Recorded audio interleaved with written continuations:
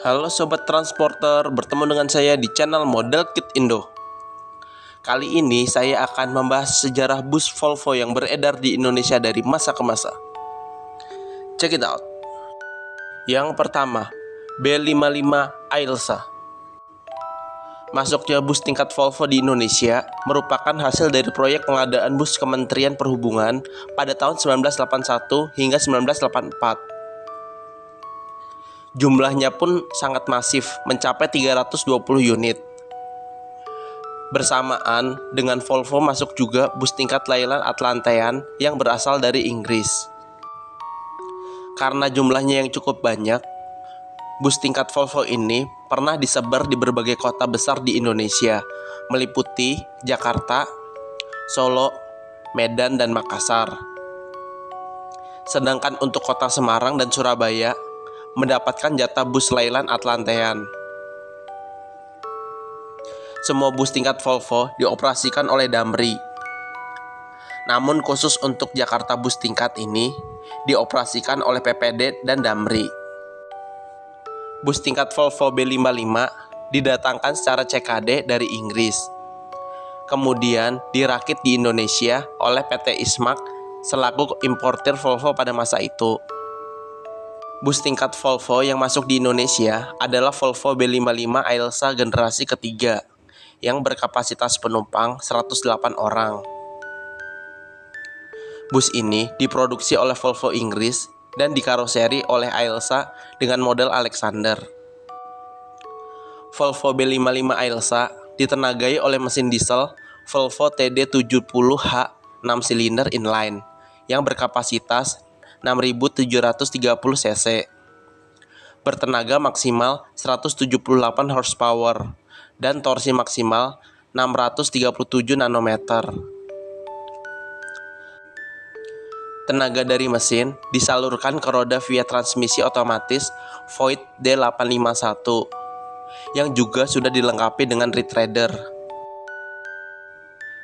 Yang kedua, Volvo B55S Ailsa. Indonesia juga mendapatkan satu unit bus Volvo B55S triple axle. Panjang Volvo B55S mencapai 11,8 meter dan bisa menampung 200 penumpang. Pada zaman itu, harga per unit bis sudah mencapai 80 juta. Namun sayang sekali, dari rencana pembelian 200 unit, ternyata hanya satu yang dibeli. Bus tingkat Volvo triple axle ini kemudian lebih dikenal dengan nama bus jumbo. Yang ketiga, Volvo B7R. Pada tahun 2000-an, Indonesia benar-benar kebanjiran sasis bus premium dari pabrikan Eropa. Selain Scania dan MAN, turut masuk pula Volvo dengan sasis andalan tipe Volvo B7R. Seperti bus Eropa lainnya, bus ini mengebrak pasar dengan menawarkan mesin bertenaga besar dan kenyamanan khas air suspension. Berbagai perusahaan otobus pun kemudian berbondong-bondong membeli sasis ini. Layaknya Scania, sasis Volvo pun kemudian menjadi sasis premium bagi PO tersebut. Dipakai sebagai kelas atas untuk suatu PO, baik untuk line reguler maupun untuk bus wisata. Populasi bus Volvo di Indonesia pun bertambah dengan cepat. Tercatat PO Dewi Sri, Nusantara, Sumber Alam, Metropolitan, Sistrans, Purwowidodo, PO San, Makmur, Harapan Jaya, Ismo, AO Trans, dan Pahala Kencana sebagai pembelinya. Bahkan ada beberapa PO bus yang mempunyai hingga puluhan sasis Volvo B7R. Salah satunya adalah PO Dewi Sri yang mempunyai hingga 20 unit sasis Volvo. Penjualan sasis Volvo B7R bisa terbilang moncer pada masa itu. Volvo B7R ditenagai oleh mesin diesel turbo intercooler berkode D7E dengan kapasitas mesin 7000 cc. Mesin ini mampu mengeluarkan tenaga maksimal hingga 290 horsepower. sedangkan torsinya maksimal mencapai 1200 nanometer. Jelas sangat bertenaga karena torsi raksasa sudah didapatkan bahkan dari RPM yang sangat rendah, yaitu 1050 RPM. Tenaga dari mesin kemudian disalurkan via transmisi manual 6 percepatan dari ZF. Kerennya lagi, Volvo B7R juga sudah dilengkapi dengan fitur retreader lansiran void, sehingga bisa memperpanjang umur kampas rem. Mesin Volvo mudah sekali dikenali karena mempunyai cat standar warna hijau. Untuk urusan kenyamanan jangan ditanya lagi, karena sudah menggunakan air suspension. Suspensi depan ditopang oleh 2 balon udara, sedangkan suspensi belakang ditopang oleh 6 balon udara yang dikontrol secara elektronik. Stabilizer juga sudah menjadi kelengkapan standar di ban depan dan belakang. Di Indonesia sendiri ada 2 generasi Volvo B7R yang masuk. Untuk membedakannya bisa dilihat pada dashboardnya. Pada Volvo B7R generasi awal, indikator speedometernya masih full analog. Sedangkan pada Volvo B7R generasi kedua, speedometernya sudah semi digital, sama seperti milik truk Volvo, di mana tersedia juga panel MID untuk diagnostik dan menampilkan berbagai informasi secara real time. Transmisi yang digunakan juga matic, bukan manual. Yang keempat, Volvo B12M. Sasis yang biasa digunakan pada bus besar, yaitu dengan mesin belakang maupun mesin depan. Namun, ada satu sasis yang unik, memiliki posisi mesin yang berada di tengah, di antara ban depan dan ban belakang. Sasis mesin tengah ini dibuat oleh Volvo model B12M. Sasis bus besar bermesin tengah ini merupakan satu-satunya di Indonesia. Volvo B12M ini memiliki mesin diesel dengan kapasitas 12.000 cc, 6 silinder segaris dengan turbocharger dan intercooler. Dari mesinnya tersebut, tenaga maksimal yang dihasilkan yaitu 420 horsepower di 1800 rpm dan torsi maksimum 2000 nanometer pada 1200 rpm. Sasis ini pertama kali muncul pada tahun 2005 dan dimiliki oleh PO Nusantara asal Kudus. Keunggulan dari sasis ini yaitu mesin yang di tengah, membuat lebih stabil saat bermanuver. Namun, akses untuk perawatannya akan lebih sulit. Selain memiliki mesin yang sangat bertenaga di zamannya, banyak juga fitur yang sudah disematkan pada Volvo B12M ini. Misalnya suspensi udara, anti-lock braking system atau ABS, dan retreader sebagai pembantu rem utama. Keunikan lainnya yaitu bus ini digunakan oleh PO Nusantara sebagai bus pariwisata dengan kabin yang super mewah, yang diberi nama Omah Melaku.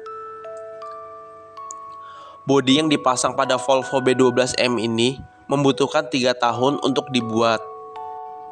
Lamanya proses pembuatan bodi disebabkan sasis mesin tengah ini yang pertama di Indonesia, sehingga butuh pengawasan ekstra dari pabrikan Volvo agar menjadi bodi yang aman untuk sasis bus ini. Yang kelima, Volvo B8R LE atau Volvo B8R Low Entry. Salah satu produsen bus kenamaan asal Swedia, Volvo kembali meluncurkan sasis bus terbarunya di tanah air di tahun 2019 ketika pameran Bus World Southeast Asia 2019 di G-Expo Kemayoran, Jakarta. Tidak tanggung-tanggung, sebanyak 2 sasis terbaru mereka diluncurkan, yakni B11R dan B8R LE. Volvo B8R LE ini adalah sasis bus low entry bermesin 7,7 liter yang diproduksi oleh Volvo sejak tahun 2013 untuk pasar Euro 6. Dirancang sebagai pengganti B7 RLE dan B9 RLE.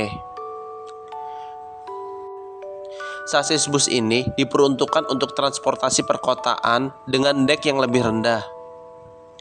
dilengkapi dengan mesin Volvo B8 yang diklaim mampu menghemat bahan bakar serta mengoptimalkan keseluruhan biaya operasional. Mesin ini juga sudah bisa menenggak biosolar B30.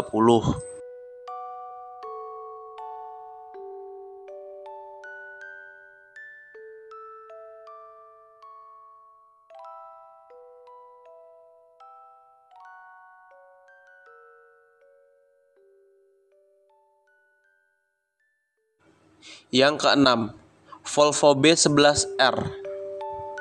Volvo B11R sendiri merupakan sasis yang didesain untuk kebutuhan transportasi jarak jauh dan antar kota. Bersaing dengan rivalnya Scania dengan model K410iB atau Mercedes-Benz OC500RF OH2542. Sasis bis ini disematkan mesin 11 liter atau 11.000 cc yang dikombinasikan dengan transmisi iShift AMT 12 percepatan. Mesin tersebut mampu menghasilkan tenaga sebesar 430 dk dan torsi sebesar 2000 nanometer. Transmisi iShift 12 percepatannya juga bisa disetting, baik untuk dioperasikan secara otomatis maupun manual, yang akrab disebut dengan nama Triptonic. Kalau dari sisi tenaga, bis ini bisa dibilang paling besar di Indonesia sebelum munculnya MAN. Begitupun dengan transmisi 12 percepatannya, di mana merek lain menawarkan 8 percepatan. Selain itu, mesin ini siap untuk menggunakan bahan bakar biosolar B30.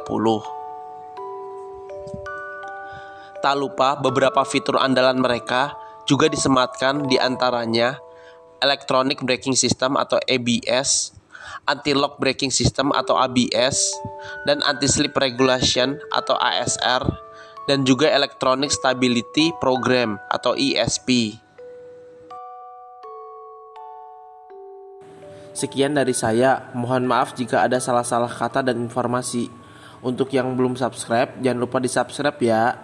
Nyalakan juga tombol loncengnya. Dan jangan lupa like-nya ya. Terima kasih, sampai jumpa di video selanjutnya. Bye-bye.